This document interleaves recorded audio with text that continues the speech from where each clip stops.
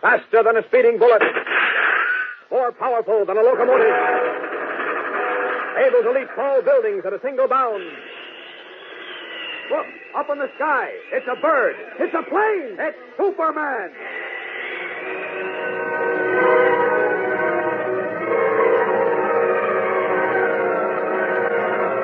The Adventures of Superman.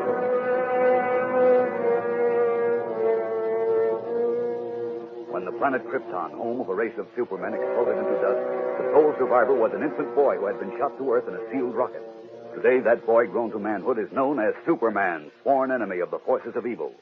To aid him in his never-ending fight for truth and justice, he masquerades as Clark Kent, crime reporter for a great metropolitan newspaper. His secret is carefully guarded. No one is aware that Kent is Superman. No one but you. Join with us now on ABC as Superman finds himself pitted against an unseen menace in an exciting transcribed mystery adventure entitled The Ghost of Billy Baker.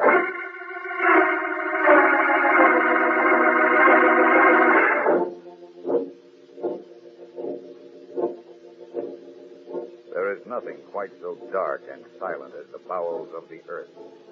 In the pitch blackness, in the complete and utter silence, a whisper becomes an echoing shout, and the faint beating of a human heart is like the rhythmic pounding of a kettle drum.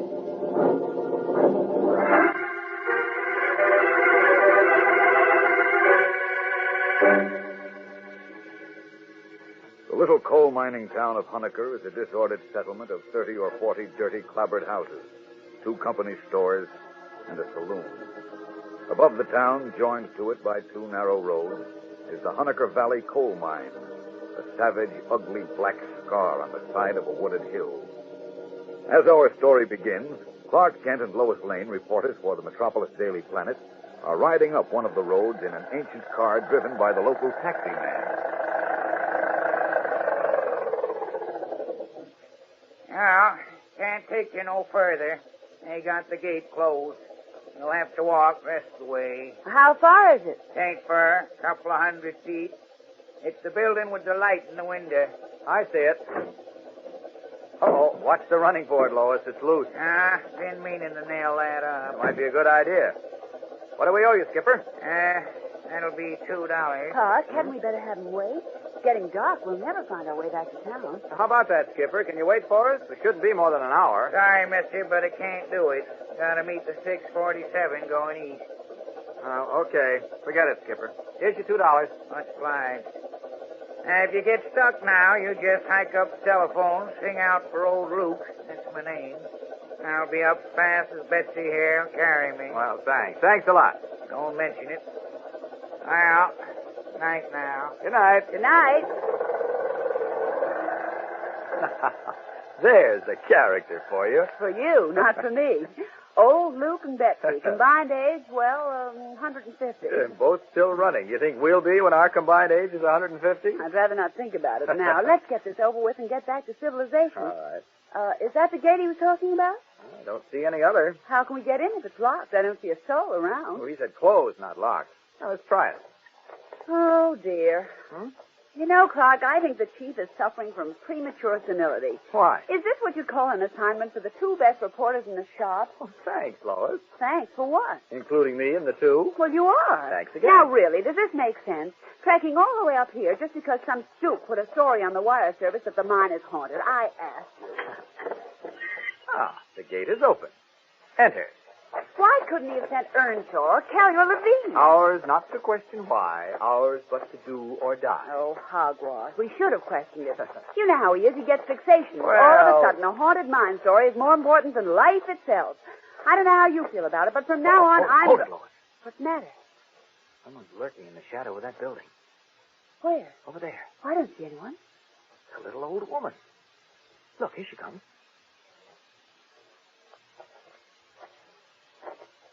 Good evening. You looking for someone? Yes, Mr. McGraw. What do you want with Jeff McGraw? Well, now, really? We want to have a talk with Mr. McGraw.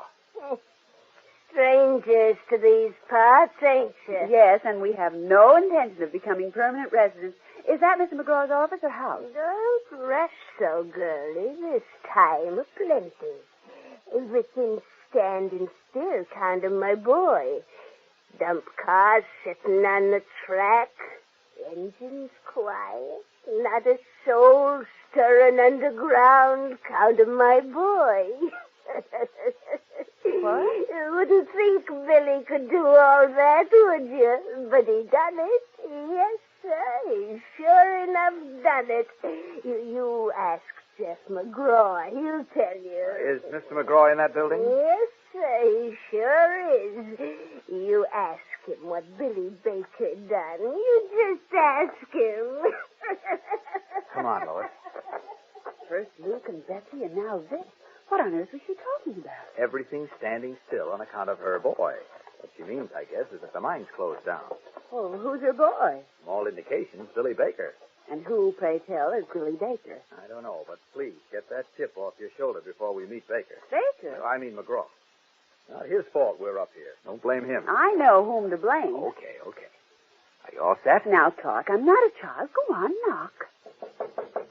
Don't expect me to be all sweetness and light. The sooner we get out of this one-horse town, the better Good evening. Yeah, Mr. McGraw. that's right. I'm Clark Kent, and this is Lois Lane. How do you do? Yeah, we're from the Metropolis Daily Planet. We phoned you, but the local operator told us the mine wasn't accepting any calls. The mine's closed down. Yes, I know. Matter of fact, that's why we're here. One of the wire services carried a story, something about the mines being haunted, and we thought you might be able to give us more details. Tell him what my boy done. Go on and tell him. Get on back to your shack, Granny. Go on, do as they say. You be sure to tell him. Tell him about my boy, Billy Baker. Sorry, you folks like to come in? Oh, thank you. Lois? Thanks, Clark. She stopped us on our way up from the gate. Seems to have an obsession about her boy. Sit down, Miss Lane. Thank you. Now, by rights, I shouldn't be talking to you. Mr. Honecker gave orders. He wants this thing quieted down, not built up. How come a big city paper is interested in a crazy fool thing up here in the hills? That's a good question, Mr. McGraw. A very good question. Well, it's like anything else. We take orders, too. We were sent here to get the story. Don't ask us why. If there's no story, we'll just turn around and go back. Well, there's a story, all right, but I don't put any stock in it. These ignorant people around here might, but I don't. Well, then suppose you tell it to us, Mr. McGraw. Oh, I don't know. Like I said, Mr. Honecker wants this quieted down. He's losing $3,000 a day with the pits idle. If the men don't come back soon, he'll sell out and turn his back on it. He's an old man with plenty of money. He don't need this. We can promise you, Mr. McGraw, if it isn't news, we won't touch it. You mean anything I say is off the record? That's what it amounts to. No, let's get this straight. If what you tell us is just local rumor or gossip, it's off the record. If it's news, the kind of news we print, well, that's another story. Sound all right to you? Sounds all right. Depends how it works out. How much do you know? Only what the wire story said, that your workers had walked out because the mine was haunted. You don't know why they think it's haunted? Nope. Well, a year ago today, one of our pickmen took it into his head to do a little exploring up a condemned working. I'm sorry to interrupt, but what's a working? That's a tunnel or a pit, ma'am, where coal can still be worked. Oh, I see. Well, anyway, we shut this one up, see, on account of the shoring was weak and the walls were beginning to split. Making it dangerous to dig coal in there. Yeah, that's right. Now, but that didn't stop this boy.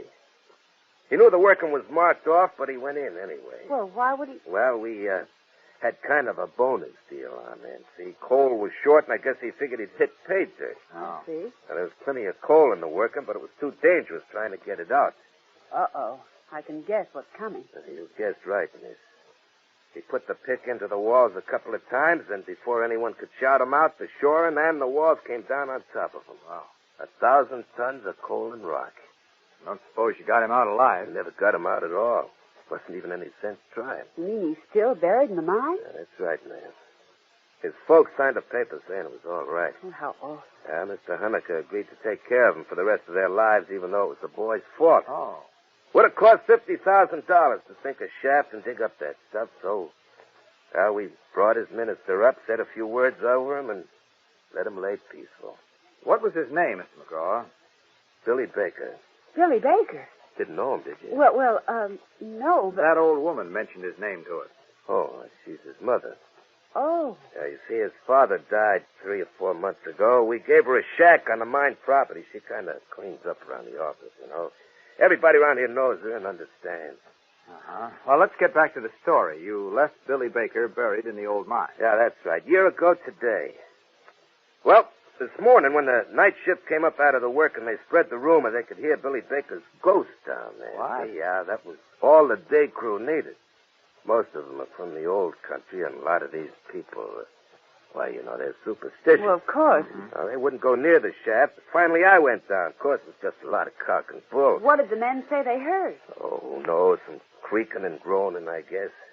Now, you get that sometimes in a mine when the shoring sweats up and swells, but they won't go down. Not them. And that's the story, eh? Yeah, that's it. Well, all I can say is, as darkness falls, we leave the picturesque coal mining village of Hunniker and return to the big city, where, believe you me, Clark Kent, I'm going to give Mr. Perry White a big piece of my mind. Thank you for your patience, Mr. McGraw. Come on, Clark, let's go. Wait a minute. What was that? Sounded like dynamite. Now, the stupid fools. What do they think that's going to accomplish? What happened? Oh, they blew up the old shaft leading down into the condemned mine. Empty-headed idiots. I'd better rout them before they do any real damage. You're not going to shoot them, are you? The shotgun? No, that's just to scare them off. I'll go along with you if you don't mind, McGraw. Yeah, okay by me, but the lady better stay behind. Oh, no. They're kind of ill-tempered now, man. Yeah, he's right, Lois. We'll only be a few minutes. Are you coming? Yes. Sometimes I think I ought to have my head examined. Why do I bother with this? Why don't I just pack up and leave? Probably because you get a kick out of mining coal. Yeah, maybe, but the kick's not worth the blood and sweat. Let's look at those crazy fools. That shaft wasn't worth anything, was it? No, but if they planted the charge deep, the blast might loosen shoring in the main tunnel. Okay, this is far enough. They're pretty handy with a pickaxe at close range. There must be 50 in that mob. Yeah, all the old-timers. All right. You guys get off the property, or I'll fill you full of buckshot. You hear what I said? Nobody's asking you to work the mine. Now get off the property. Now the next one will blow your heads off. I'll count 3. 1, 2, 3. Well, that did it. They won't come back tonight. But there's tomorrow night and the next night and plenty of nights after that. I'm not going to be responsible for what happens. Kent, that's your name, isn't it? Yes. Want to do me a favor? Well, if I can, gladly. I'm going to call Hunniker in Harrisburg. I'm going to put you on and let you tell them what you saw here tonight. Well, if it'll help any, I'll be glad to do it. Let them sell, let them close up. I just don't want to be responsible. It's not worth it. Come on, let's go back.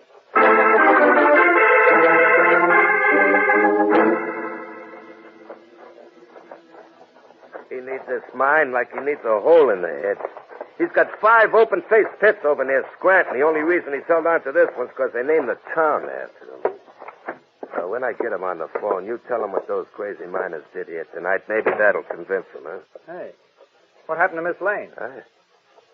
Oh, maybe she's washing her hands back there.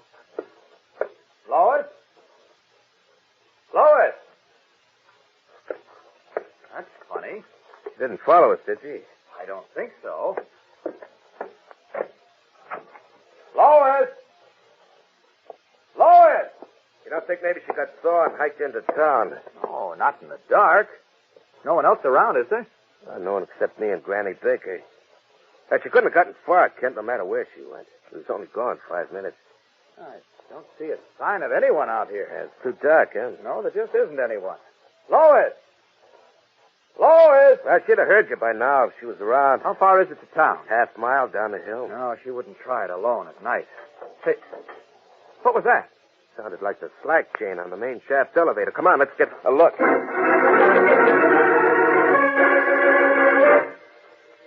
You sure, McGraw? Positive. That shaft car was up here at the top all day. Couldn't have been no other place. Last ones to use it was the night shift when they came up this morning. And now you say it's at the bottom of the shaft? 560 feet down. When the car hit the bottom, we heard the slack chain rattling. But Miss Lane couldn't have taken the car down alone. Not unless she's been around Deep Shaft's mine. Well, she hasn't. There's no use looking down there, Kent. You can't see nothing. You'd be surprised.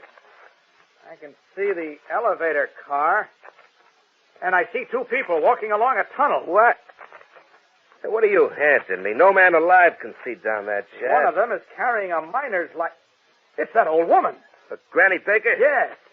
Hey, look, this is your idea of a joke, Kent.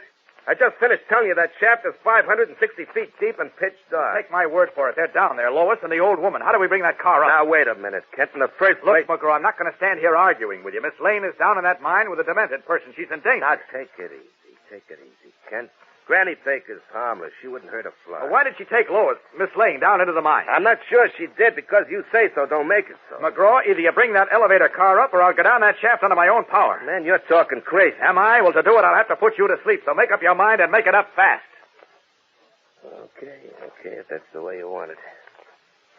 Throw that lever. Which one? The one on the right with the shiny handle. Now, you can't get down there alone, Kent, without a light. I can't go with you. Count of those miners might take it into their heads to come back. Don't worry about me. All right, but remember, you're doing this on your own responsibility. If anything happens down there, we got no way of getting you out. You'll die in the dark, like Billy Baker. We'll be back in a moment for part 2 and the exciting climax of The Ghost of Billy Baker. But first, here is your ABC announcement.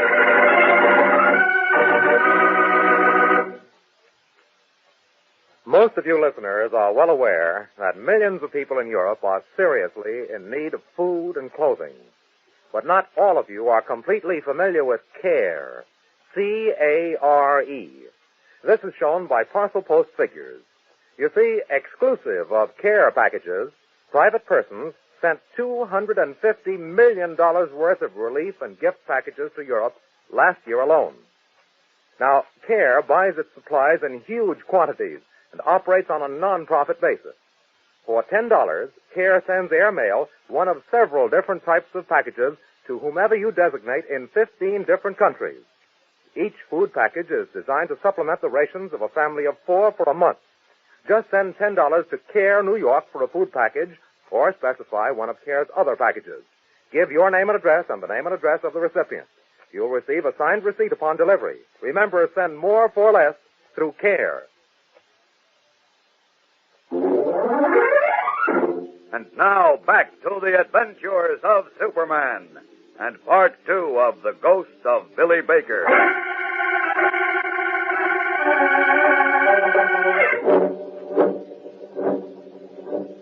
Riding the elevator car down the main shaft over McGraw's warnings and protests, Clark Kent reaches the broad loading tunnel of the Honecker mine, almost 600 feet beneath the surface. Other tunnels laid with narrow gauge tracks fan out from it in both directions. For a moment, Kent stares into the darkness, making use of Superman's amazing X-ray vision. He can see clearly along the branch tunnels until they curve out of sight.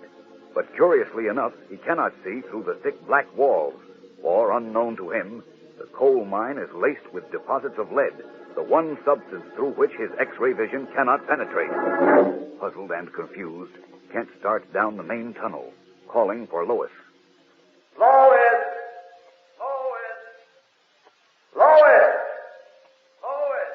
But the only reply is a mocking echo, fading down the tunnel, bouncing from wall to wall like a thing alive.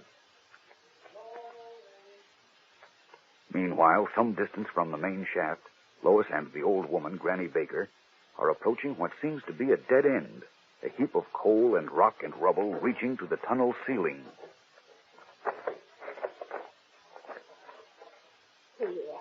Here's the place. Here's where the old tunnel walls come down. Now you just listen. You just listen close. I don't hear anything. Sometimes you gotta wait. He don't move all the time, Billy don't. When did you hear him last? Can't get down here except when the night shift is off. Sundays mostly. Every Sunday. You heard him last Sunday night? Clear as a bell. Even heard his heart beating. My Billy was a strong one. You listen, dearie. You listen close. I'm sorry, but I don't hear anything. Let me get close there. Ain't moving none now. Probably just sitting. Billy. Billy boy. I think we'd better go back. No need. Ain't nobody down here now. My Billy boy scared him away, he did. You just be patient, girlie. You'll hear him like I said. Yes, I'm sure I will, but I think we'd better go back now. My friend will be waiting for me. You think I'm crazy in the head like everyone else, don't you? No, it isn't that. It's just... I know. You don't have to put on. You're saying to yourself right now, why did I ever come down here with this old witch? No, believe me, we can come back later. No, we're here and we're gonna stay till my Billy boy starts moving around. I got to let you hear it so you can tell all the people in the big city. Please, it's cold down here, and I'm not dressed warmly enough. You won't freeze. You got more flesh on your bones than I have. If you want to stay, why don't you give me that light, and I'll find my way back to the shaft alone. Oh, wouldn't that be a crazy thing for me to do? Leave myself with no light. There's a lot of tunnels down here. A body could get lost easy. Then you've just got to come with me and no more nonsense. Don't get your dander up, girlie, and don't talk sharp. I've been coming down here every week for a year so's my Billy boy wouldn't get lonesome, and you ain't been down not once before. And I'm sorry I came down this time. Don't you realize that... Well, don't you understand? Your son has been dead for a year. Dead, is he? That's how much you know. He's sitting in there just waiting for me to dig him out. Always was a patient one, my Billy. Well, I'm not patient. Give me that lantern, Ross. Oh, thank heaven. Lois, where are you? Heard my Billy, didn't you? Yes, I did. Over here, Clark, at the end of the big tunnel. What are you shouting for? It isn't your son. It's my friend, Mr. Kent, looking for me. Let's hear your voice again, Lois. Oh. Huh? Well, he won't find you. Let's go. Let's go. Shut your eyes out. Help! You little vixen, I'll fight you. All right. That's enough. Let go of her, Granny. Let's go.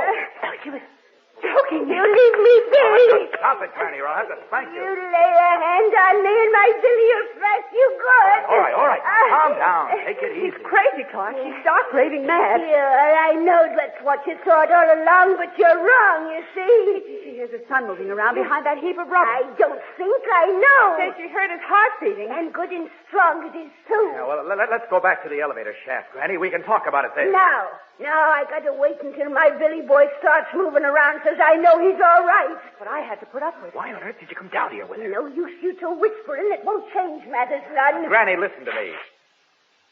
I'm listening for my Billy boy. Clark, you'll have to carry her back to the shaft bodily. He's up and around now. I can hear him. You want to hear my Billy boy? Yes. I'd like to hear it. Yes, stand up close to them rocks. You can hear his heart a-beating now. Listen close. Well, great Scott. What is it, Clark? You hear it, mister? Yes, I hear it. Clark, you're not serious. I am. Listen. Heaven help us. I thought I was crazy, didn't you? You know better now. Clark, what is it? I don't know. Sounds like the beating of a heart. Maybe it is. Oh, no. Well, what have you got to say now, huh? You're right, Granny. Suppose you take Miss Lane back to the elevator shaft while I try to get your son out from behind these rocks. You think you can? I'll try. Oh, I'd sure be obliged. Come on along, girlie. Follow me. Clark, what is this? Go along with her. I'll meet you at the shaft. I'm afraid. Come along, girlie. Go ahead, Lois. It's all right. Don't worry. What are you going to do? I'm going to try to find out whether that's a heart or a hoax. Waiting in the complete and utter darkness until he is certain Lois and the old woman are beyond earshot, Kent quickly completes the transformation from a mild-mannered crime reporter to the heroic blue and red costumed figure of Superman. Then, turning to the solid wall of rock and rubble, he begins to tear it apart with his bare hands, throwing huge boulders and slabs of shale to one side as though they were pebbles. Doesn't seem to be any end to this. There must be. That beating sound didn't come from nowhere. Plowing ahead like a human steam shovel, Superman bores deeper and deeper into the mass of rock and rubble. Finally breaks through into an open tunnel, lit, strangely enough, by a battery-operated bulb suspended from a wire nailed across the ceiling. In one corner of the tunnel, half hidden behind a pile of rock, is a human skeleton with shreds of clothing still clinging to the bare, dry bones. Suddenly he hears Lois's faint, far-off scream for help. Racing back along the main tunnel, he finds Lois hysterical and the old woman screaming imprecations up the shaft. An evil curse on your head for this, me, you rotten purgatory! Wait, what is it? Yes, what happened? The elevator car. Someone pulled it up. We're trapped down here. Devil's work, that's what it is. Get hold of yourself, Miss Lane. All right, Granny. What's that? Great Scott, stand back. It's dynamite with a live fuse. Glory be! I'll have to take it up the shaft. I'll be back for you. Grabbing the dynamite with its short, sputtering fuse, Superman leaps up the shaft like an arrow shot from a bow and keeps going until, with his strange power of flight, he is hovering in the sky high above the mine. Then, flinging the dynamite away from him, he watches it explode safely and harmlessly in empty air.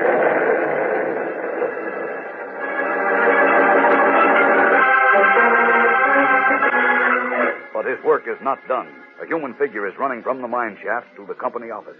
Dropping down like a bird of prey, Superman grabs him as he reaches the door. All right, McGraw, the party's over. You're through. Finished.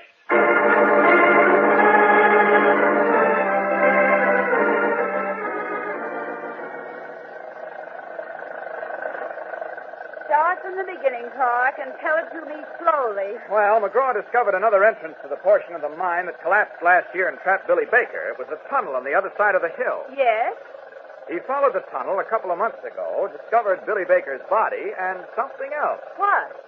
The collapse of the tunnel walls had uncovered a deposit of uranium. Uranium? That's right. He's been working that tunnel secretly at night. Last night, the miners heard him moving around. Well, Granny Baker must have been hearing him since he started. She did.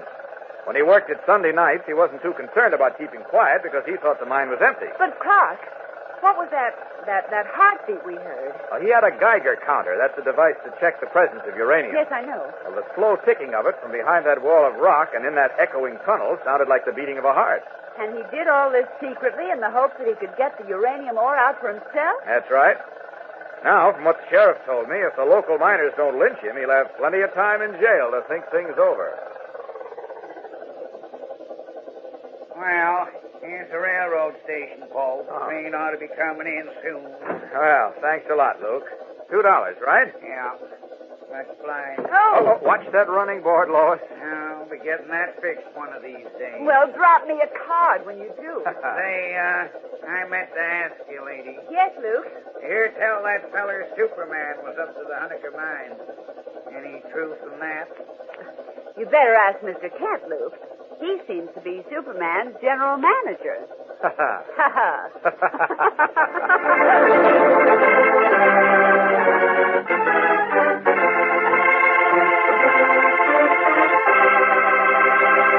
And so ends The Ghost of Billy Baker on The Adventures of Superman, which come to you now each week at this same time over many of these same ABC stations.